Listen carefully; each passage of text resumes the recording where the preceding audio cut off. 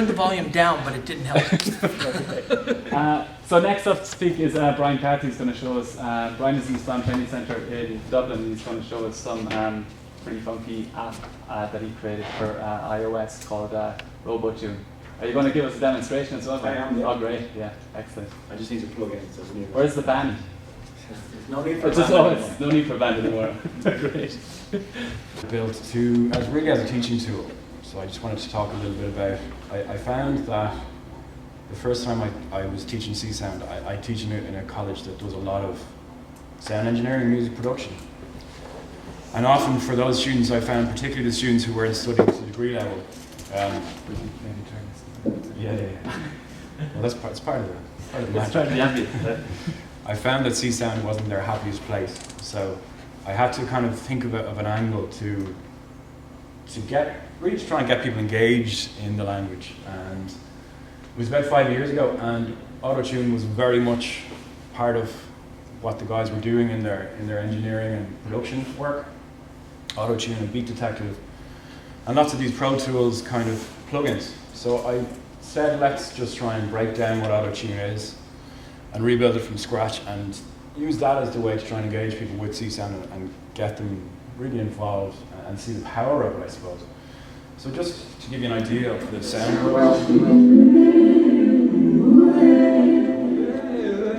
so I cannot sing. And I have a few presets on the app.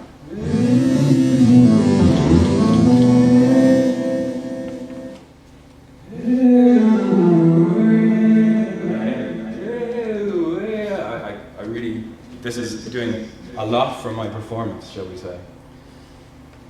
So that's the sound world of the app. So I just wanted to talk a little about how it's built. We wanted to build something that was suitable as a commercial release on the App Store. So it's got about 5,000 downloads now. Very few reports of crashes or anything like that. It's been used in a number of commercial releases. So I think we've got to the point where we're happy with it. It was somewhat of a success, the app. And it's a great teaching tool, it really is.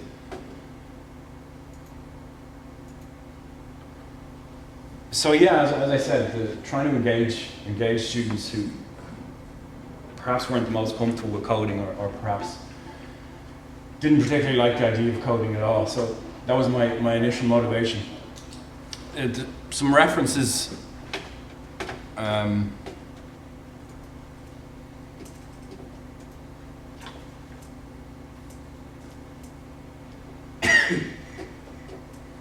This Black Friday weekend, enjoy great offers on iPhones and accessories.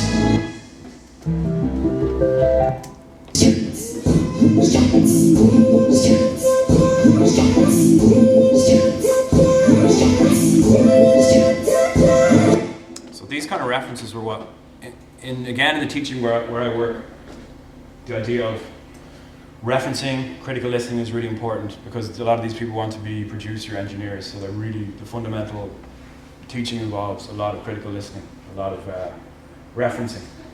So I took that approach to building the app. So another reference which is very similar, but you get the idea of the sound world. So I'm just going to lower this down. So this was the device that artist was using, and part of my sell for Csound was, wouldn't it be great if we could build this to run on our phones or our iPads without having to buy this device? So that was part of my angle, I suppose. So that was the device that the artist was using and would have needed a lot more setup, etc. So my pitch was, let's try and build this and let's try and build it so that we can make any effect we want and develop our own kind of version of this TC Helicon device.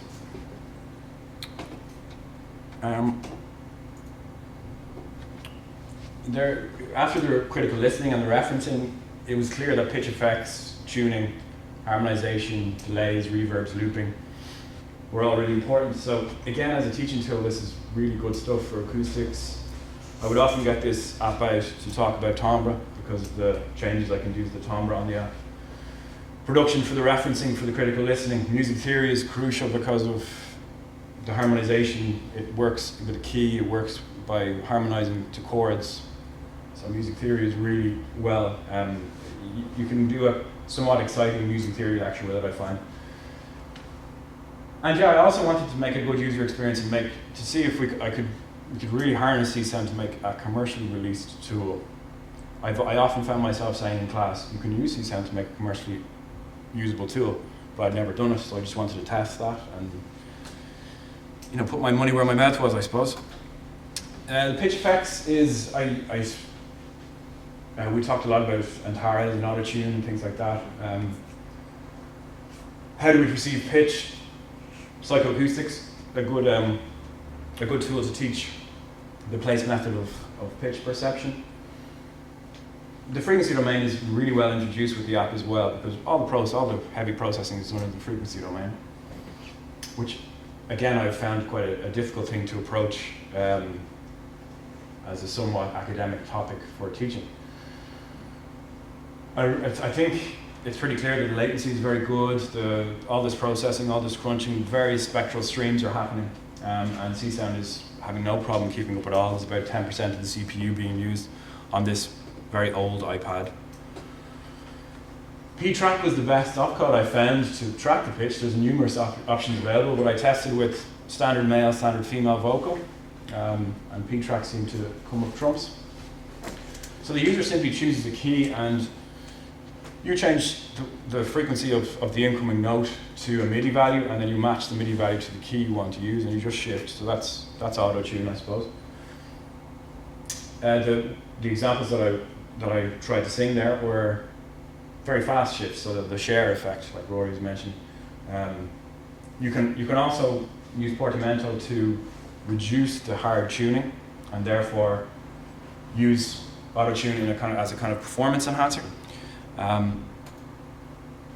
Harmonization, yeah, so the idea of, you have these spectral streams, you can tune these spectral streams, you've taken your audio in, changed to the spectrum, tuned it. So with these streams that are now in tune, I suppose you know what key you're in, you know whether you're major or minor, you can input all this data in the settings of the app. So then it's very easy to harmonize. So you can just scale these streams up by 2, for example, to go up an octave, and that's when you start getting the choir effect. Lots and lots of trial and error. So the app was quite fun to develop. Huge amounts of trial and error, huge amounts of collaborative work on it. What's happening and what's continuing to happen in contemporary pop music is this idea of there's huge amounts of this, as anybody who follows the pop charts would hear. And what people seem to be doing a lot is dropping their voice by an octave or 2 octaves to get this real growly, sub-bassy type effect. Lots of artists like Bon Iver or Kanye West, these kind of artists use these kind of effects. And that helps capture student engagement. It really does help when people can demystify the effects the artists they like are using. You can do chipmunk effects for jokes as well, so you can preserve formants or not preserve formants quite easily. And again, one of the things I use in the teaching is to say, look, it's just one line of Csound. It's not as if there's such power in one line of code, you know? Yeah, a little bit about the automatic harmonization. So we know that if we know the key we're in, if we know the tonality we're working in, we can very easily create an automatically harmonized choir above or below the voice you're playing. I'm starting to talk a lot about options, and another big thing for the app was the UI UX. So really to come back, you find yourself allowing the user to have loads and loads and loads of options, and all of a sudden you've lost your users because it's too complex. So all these settings were put into a version of the app, and then the app was stripped right back down to the fundamentals to allow users who may not be experts in any of these topics. So the front page of the app is 6 preset buttons, simple. Yes, so automatic harmonization there. There's also a novel spectral, I think it's a novel spectral effect, because I kind of felt like I was robbing ideas with the auto-tune idea, so I tried to make something novel. This idea of a tuned vocoder, so you take your spectral input, you tune it, and then you play a buzzy sound source at the pitch of your tuned vocal, and then you vocode that with your input. So you've got a kind of a novel very robotic but tuned and personalized sound. And again, the phase vocoder opcode, streaming phase vocoder opcode PBS cross is just, it's a lot of fun to experiment with for these. The power in the, I found huge power in the streaming phase vocoder opcodes. Time domain processing I thought would be really simple, so delays and reverbs, lots of choices there, and lots of good teaching tools there. Loops were, I found you can loop your performance in this app. I found loops quite difficult to master. The idea of syncing and making sure that you didn't overfill your buffers and things like that was actually more complex than I initially thought.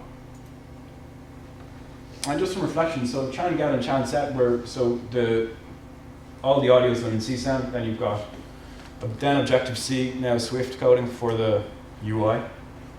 And Csound Set and Csound Get were great just to get between the app and the UI. There's huge amounts, I found huge amounts of choice in the way to set up your, and it's quite difficult to figure out the right way to set up your code. I did it by creating user-defined opcodes for much of the processes I was trying to do, and then a simple main instrument. But again, many options. Optimization, I really tried to optimize, so if there's often maybe 4 or 5 streams of spectral information happening at one time, if there's no need for one of those streams to be on, I turn it off, and that really does save CPU. Critical listening, yeah, really, it was super important. So I listened to something that one of the students liked, or something that caught my ear, and I try and implement it in the app, but testing really became a big issue then, especially for something that you wanted to release commercially, or not commercially, release on the App Store. Test something on its own, and then test something holistically in the context of everything else, very different. So really, that was a big job. Testing took up, I'd say, 75% of the time, and it wasn't the funnest thing to just test every possible iteration, every possible user setting.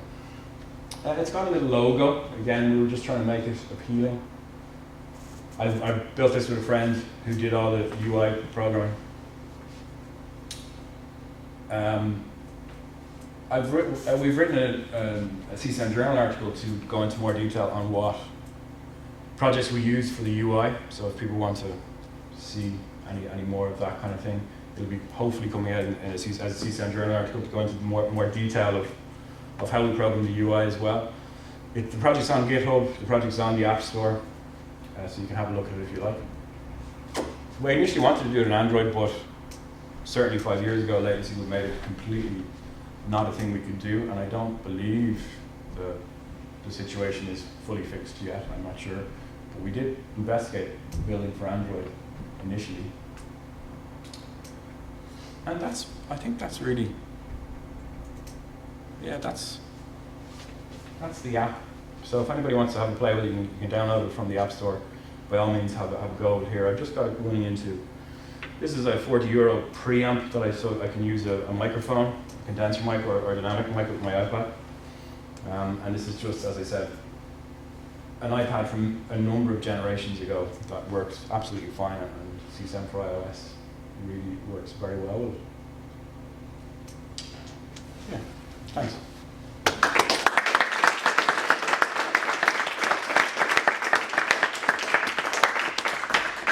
Thank you, Brian. I think we might have time for 1 or 2 questions. If anybody would like to. Yeah. Any questions? How about updates? How are you dealing with iOS changes? That's a headache for me. We haven't had anything that broke anything yet. Mine don't break either, but have you updated it to iOS 10? Or because you know what they do now? Have you seen lately? Have you updated your iPad? Apple puts a little dialogue up now that says, contact the distributor. This Right. app might be slowing down your iPad. Still runs, but they throw that up like, you didn't update, man. You Yeah, haven't no. seen that yet? I'm guilty of that. We haven't done any of that. Kind Yeah, of me updates. neither lately, but I just wondered. Yeah, no. I think we just kind of pushed it out. It worked, and we've kind of closed our eyes since. It works. It's great. I've been happy that they just work too, but now they're kind of hitting us. a little. You're gonna find you're gonna get some feedback. Yeah, yeah, Yeah. yeah. Well, we have, what I like to see the stats, and it's constantly going up and up and up, like 5,000 last time I checked, so people do use it successfully. Oh, yeah, but I'm just saying now that's gonna be like, aren't you guys gonna, you know? Yeah, yeah. Or Even though there's integrate- no problem at all. Integrate Ableton Link and integrate all these different things that you can now in these. I know. Yeah. It's a great app, I've been loving it. Good job. Thanks. Alex has a question. I guess you didn't have much budget to do advertisement for it, so like, can you tell us like how many users, how many downloads you have from it? 5,000 and no budget at all. So that's where we're at. I think a couple of people used it on releases and credited it without us knowing, and then you see a big spike. Oh, yeah. But I suppose that's not really the angle. The angle is more a teaching tool and almost a proof of concept idea that you can actually do this. Fantastic. Thanks. I just have one question. How did you find the whole process? I've built applications before where I've had a different front-end language to Csound, and obviously there's the whole